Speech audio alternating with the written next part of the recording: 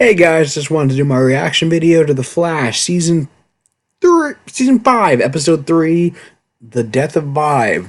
Not something that's actually not an actual literal. I'm not taking the title. I'm not taking that title literally. Because the writers wanted to kill off any. If there was a particular character that the writers wanted to kill off, they would not give it away that early. And they would play it, closer to the vest than that. Especially since they gave away in season 3, Barry traveling to the future and kept saying Iris being stabbed to death by Savitar. And we both know how that played out. The death was ultimately prevented. It never came to pass. It was somebody, it was HR that ultimately died. And I don't expect them to, like I said, the writers play close to the vest as who they were kill off, and they would never give it away. Never actually give it away to the audience or make it that obvious. And I don't expect this episode to be any different. But just as a previous recap from the last episode, we've had the team tracking down a actually pretty forgettable meta of the week, with it has the power to create force fields and condense molecules, create blocks, which is how she got their nickname, to condense and crush people. Nora, using some quick thinking, was able to actually stop her, in spite of the fact, which is considering the fact that her blocks and force fields can even prevent speedsters from spacing through it. Then, of course, the victory was short-lived when she was stabbed. She was stabbed by Cicada, whose powers nullified Barry, Ralph's, and Cisco's powers when Nora washed them in the hospital, and basically just beat the ever-loving crap out of them, and would have killed Barry had Nora had not come back in time and yelled "Dad" in panic, and which kind of caught Cicada off guard, because as the description for the character in press releases described, that his family was torn apart by metahumans, and now he wants to kill them all. So I guess the fact that he was about to kill a metahuman who was also a father, like he is or was, caught him off guard. So I kind of think of it as like the Martha moment in Batman v Superman. It was done with more subtlety, if you will. We had other subplots of including, well, the biggest one was Iris, using her journalism skills for the first time in a while, and what the fans have been longing for, to investigate the death of Gridlock and the person who killed them, and how in the footage from the recordings from his attack in the last episode, that she was able to connect the breathing from Gridlock's killer to the breathing from the very person who was attacking Barry, Cisco, and Ralph, and realized, and even Nora recognized it, and she seems to know of Cicada, and I guess from giving her experience at the Flash Museum, I guess we're just basically, this episode we're going to learn a little bit more about Cicada. Flash Museum. With a Savitar suit? That's still intact? As a kid, there was a part of the Flash Museum that always scared me. I guess it's normal for children to be afraid of monsters. But this monster was different. No one knows where he came from, how he got his powers, who he is. All that's known is his alias, and the last sound his victims hear. But that's not what makes him scary. What makes him scary is you never catch him.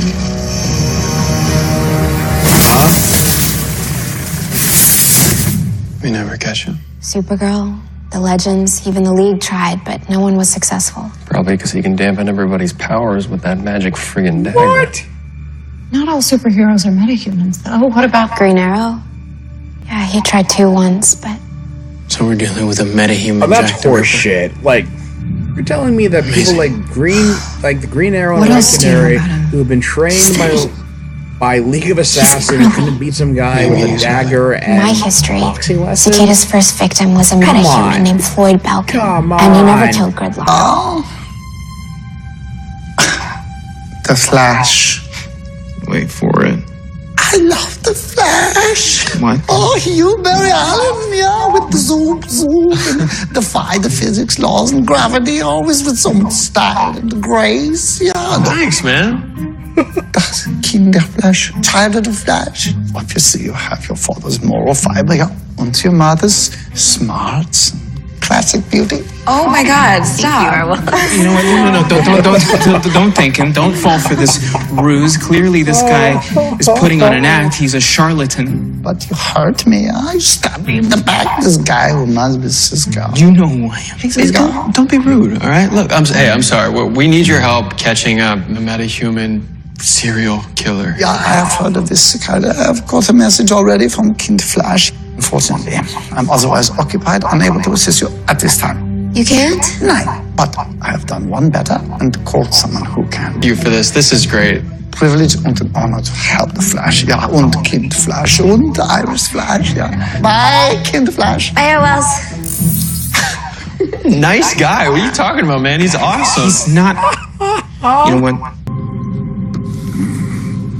That's the stuff. And now we can begin. Tea? That's right. We've been watching you for Like it if I took my leave, right? Could have more time to recover from your recent heartbreak. What are you talking about? And subcutaneous under-eye bruising, which indicates you've been crying. A flaky skin, which indicates dehydration, probably from alcohol consumption. Alcohol plus crying can only mean one thing. You have been dumped. Wrong, detective. I have not been dumped. Oh, no? It was a mutual decision, okay? Cynthia and I, we reached a decision together as a team. Of course. Okay, and I haven't been sobbing. In fact, I can't remember the last time I cried about it. Excuse me. I am not hiding anything. Oh, no. Yes, you are, but what? You have touched it like something's there and gone again. Something removed. A tattoo, right? Yes. Perhaps from a former lover? Okay, you know what? I think that this Sherlock. By a tall, sensitive man or frightened baby giraffe?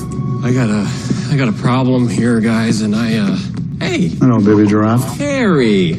How are you? My own fictional compounds and elements. Neuronium? He used to say it's what made us so smart. We used to have so much fun together. Catching bugs in the backyard, looking at constellations through a telescope we built. And he taught me so much about science and life. Maybe he still has something left to teach you.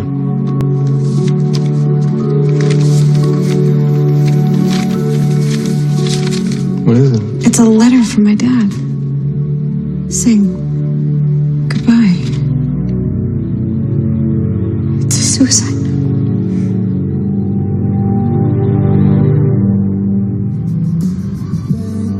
Alcohol, thank you very much. Merci. And it's 3 sizes larger than Hirsch's. It's not him. Oh, well, of course it's him. It's always Hirsch. Every time I capture Cicada, it's always the same man. Wait a minute, you've caught this guy before?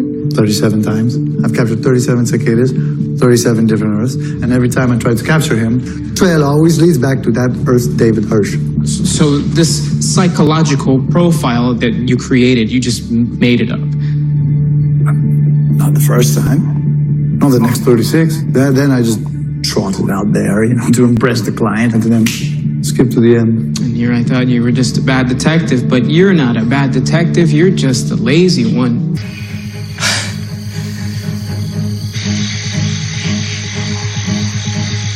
Crickets. You hear this? Assuming field crickets. They live in the soil. Anyway, cross-reference field crickets with high concentration, pine trees, ash trees in an open field, and you have... Colin, what? On my way.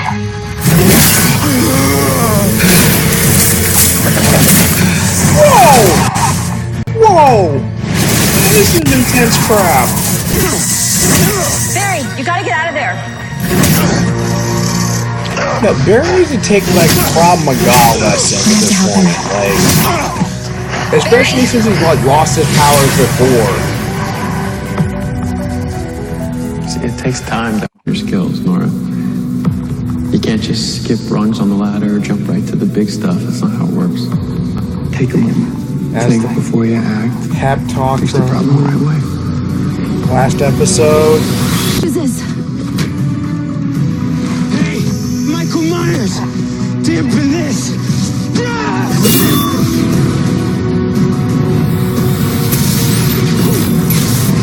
What the heck? No. Cisco's gone. No, he's not. No. No. Hell no. Give me a break. He survived this somehow.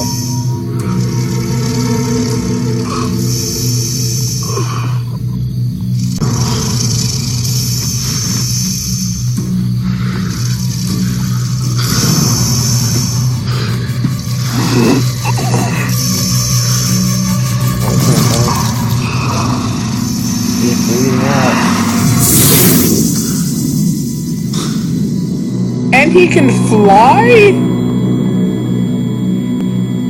Okay, so he has some level of invulnerability based on all the punches he took from a super strong gridlock. He can fly. His dagger can have all different abilities and just robbing people of their powers. Dude.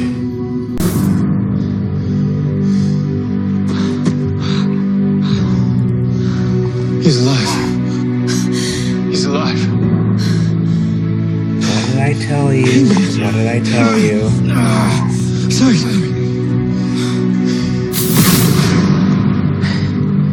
Your daughter. She remembered there's more than one way to open a breach. Figured.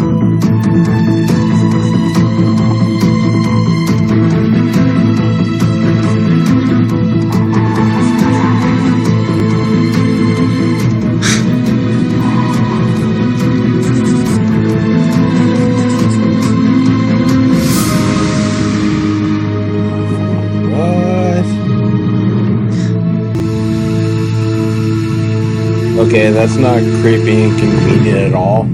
So, hello, Orland. Orland.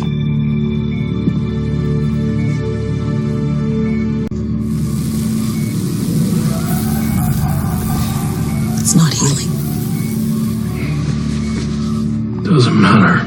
You can't keep doing this. You have to stop. Not until I'm finished.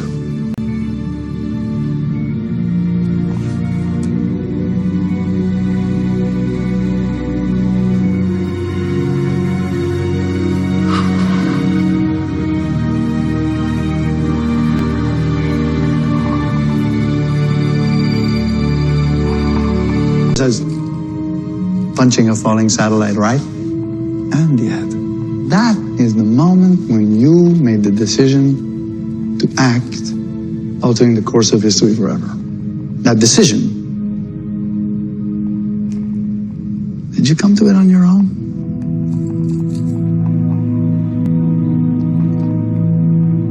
Of course you did. Right? No, of course you did. Your excess.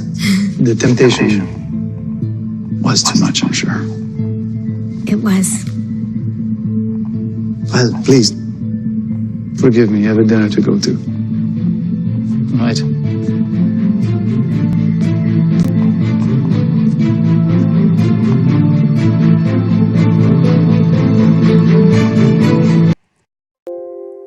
Okay, so just when I thought I got tired, I was starting to get tired of the whole Wells doppelganger shtick that this show has been continuing for so long. You know, Tom Cavanaugh with his acting abilities and his comedic timing won me over with this new Sherlock Wells. You know, being, I feel like he has aspects of the German Wells, the Wolfgang Wells, the German Wells being the Wolfgang Wells of Harry, and also of HR, especially with his little quirks of like needing some coffee and trying to like stage his own death, and I don't know, having like multiple wives, and he just really like has the kind of just seems like kind of just as eccentric as HR, but also kind of has the brutal honesty of Wolfgang and Harry Wells.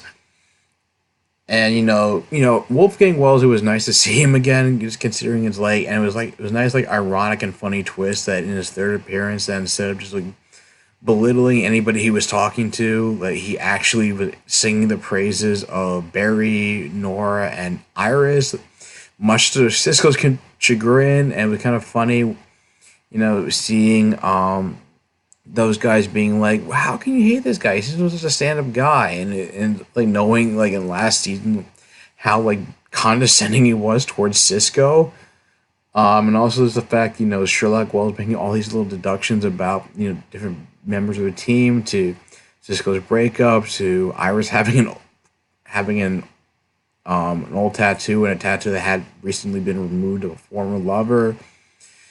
It could have been Eddie. I mean, assuming both Barry and Iris had dated different people before they actually became a couple, so it could have been somebody else. Just seeing like his general reaction of just like his like general reaction of just being dumbfounded and kind of disgusted, and just like this is too much information. I don't want to know this. And even like being deductive enough to realize that Nora, it wasn't her decision to her, like she didn't like help Barry stop the satellite of her own accord. Like there's more to the story. Like she was being like there was more of this whole story, and I don't get why people are just like, I feel like people just, I mean, I know this show has like some plot twists, but it's like everybody keeps reading. I feel like people read too much into this show and act like this is like it's almost like an Agatha Christie novel or 24. Like every little plot point has to have some kind of twist.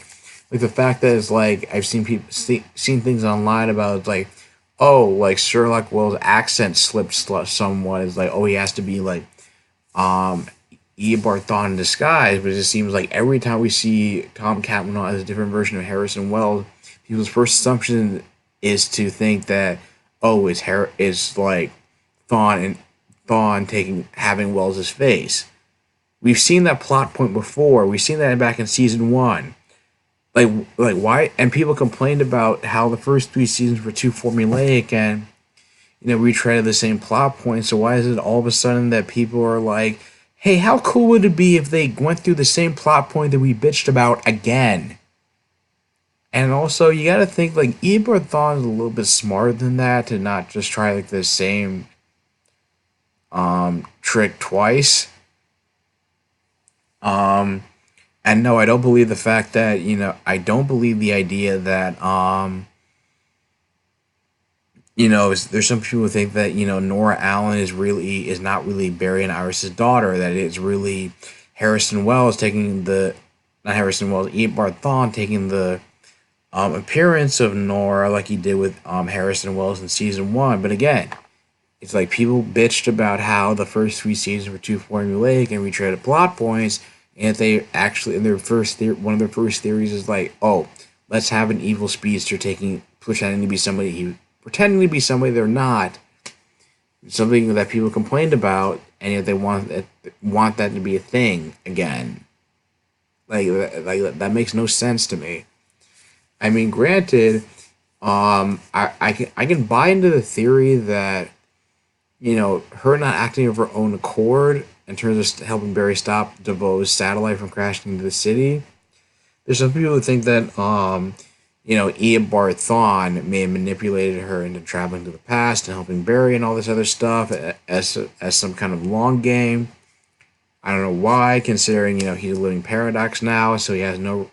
So that would make him even have all the more. He has far less reservations about Barry dying at this point. Even though it was weird how in like the comic books they acknowledged that Thawne could never kill Barry because that would it would prevent him from becoming the Reverse Flash. And in the first season, he was more than willing to kill Barry and didn't give two shits about preventing that it would prevent Thawne from becoming the speedster. But he's leaving Paradox now, so you figure he had no reservation about killing Barry, as as demonstrated in Crisis on Earth X. And the whole thing about like, oh, I wonder what face I'll be wearing the next time we meet Flash. Like, I feel like people will be smart enough to know that it's a meta line to the fact that the same character has been played by two different actors, and the fact that it's like it was just like a tongue-in-cheek way of saying is like, oh, whose face am I going to take on next? Like Tom Cavanaugh's or Matt Lesher's, depending on the respective actors' availability and the time they had the film. But yeah, I can buy into the fact that Nora's manipulated helping Barry stop DeVoe's satellite. And speaking of DeVoe's satellite, there is a person like at I'm trying to think now. I gotta go find that picture.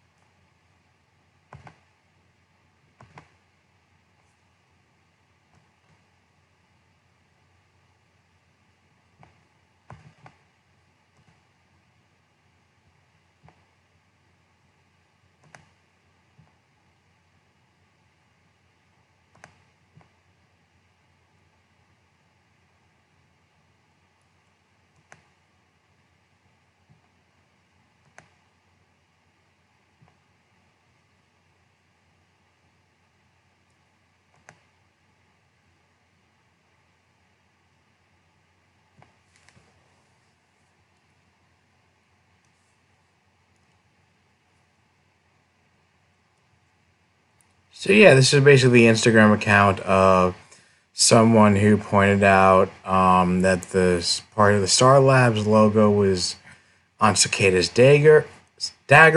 So it makes you wonder. At first, I just thought it was weird that the writers were trying to tell us that Nora's presence in the past would somehow all of a sudden just change the timeline, and it's like all of a sudden that as somebody else entirely different than David Hirsch would take up the Cicada mantle on other Earths in the multiverse.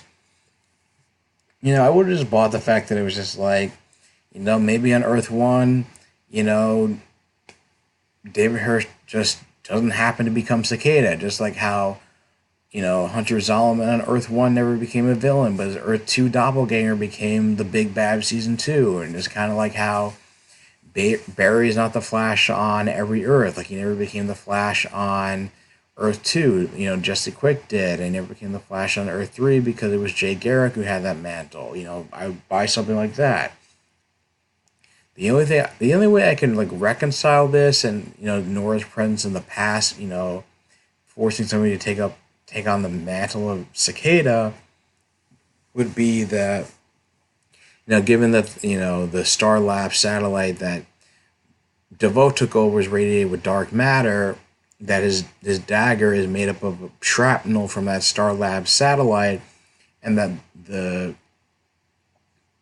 I guess he was hit with that injury in his chest was basically like shrapnel from the Star Lab satellite.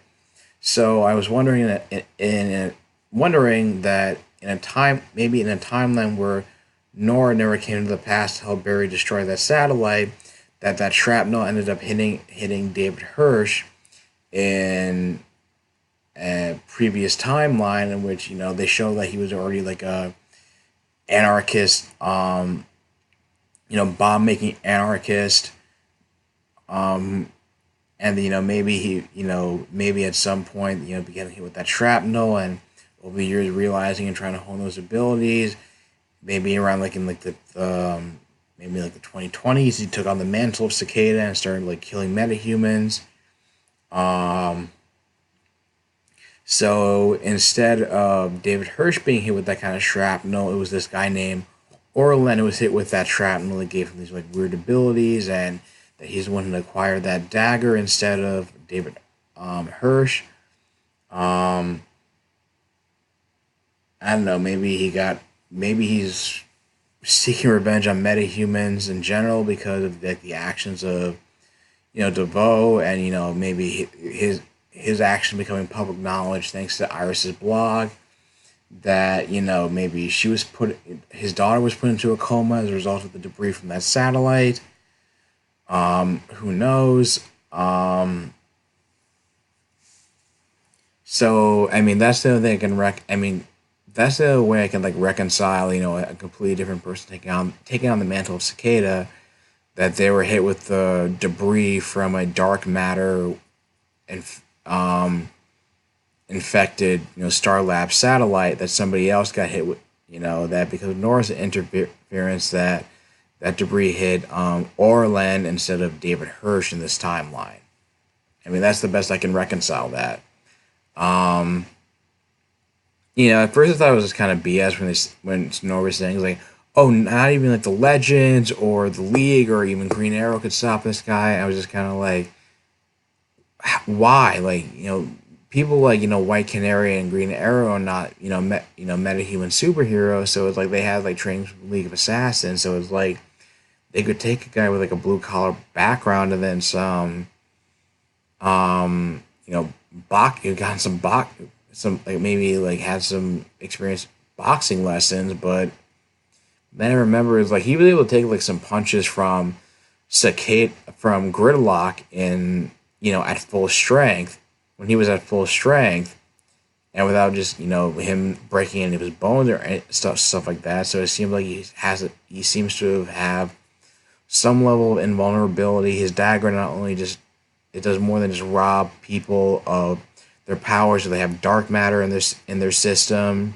It seems like it can generate lightning bolts, which we use to torture Joe West in order to have Vibe come out of the woodwork, which is like, it kind of left me wondering, why is he picking on Vibe in particular, and the thing is like he was able to call use it, has like some telepathic control over the dagger like Thor does over Mjolnir, and how was he able to stab Cisco and drag the dagger and his entire body like across the forest, and throw him around like a rag doll. And the fact that like he apparently has some he can use the dagger to generate a shield from the explosion from that whatever the Nora was doing to fake Vibe's death, and then Cicada having the ability to fly apparently. And it was nice that they didn't drag out the mystery as who he is exactly. We know that he's a guy named Orlan. We don't know his exact name. We don't know why his daughter's in a coma. But like, this is the kind of stuff that this is what I feel like the way they're handling this character and his background is what makes this the best mystery since the Reverse Flash mystery in season 1. It's like his identity was, they kind of spelled out, what his identity was, but they kind of threw in like all these little nuggets that make you to show that there was more to the story than meets the eye, and just when you thought knew the whole story, you didn't. Like at first, like anybody who was comic book savvy would think it's like, oh, the comic books David Hirsch was a version of Cicada, but now of course they're throwing this twist that David Hirsch never became Cicada on Earth 1 in this altered timeline created by Nora. Throws in this extra twist of the writers clearly taking this character in their own direction, and making him like a family man, not having him somebody who's like murdered his wife and then like regretted it and formed his own cult. Like I said, they're kind of like changing up his origin stories like they do with most of the big bads when translated from comic to screen, but they're keeping it, at least I want. This is the kind of mystery that keeps me like engaged. You don't have to like keep it identity completely concealed for us to ever like give a shit about who this guy is. Just give us little nuggets. Keep providing little nuggets that feel like you're peeling back the layers of an onion, Maybe throw in some little twist, like in the reverse Flash mystery, when you thought you knew the whole story, but then it's like made you second guess yourself and realize, oh, you didn't. So this is what I kind of appreciated, and I feel like it's a testament of this show going back to its season 1 roots and making it a return to form. It's a really solid episode. Really put a pep in my step, just put me in an overall good mood, given having to do with work and all this bullshit. And I know I didn't mention this before in my last videos. I know I didn't do reaction videos to Supergirl and The Walking Dead, but given my increased work schedule and working 40 hours a week, especially working on shifts where I work from 2 p.m. to 11 p.m. I don't get home till very late to eat dinner and all this other stuff, so I don't have time to add too many reaction videos. I maybe have to get selective with what reaction videos I can do this week, what do that particular week. So whatever show you see uploaded on this channel is the one I have the time to upload as far as reaction videos are concerned. But just give you guys a heads up. But anyway, what do you guys think of this episode? Your thoughts in the comments down below. If you like this video, like, share, and subscribe, and I will talk to you guys soon. Take care.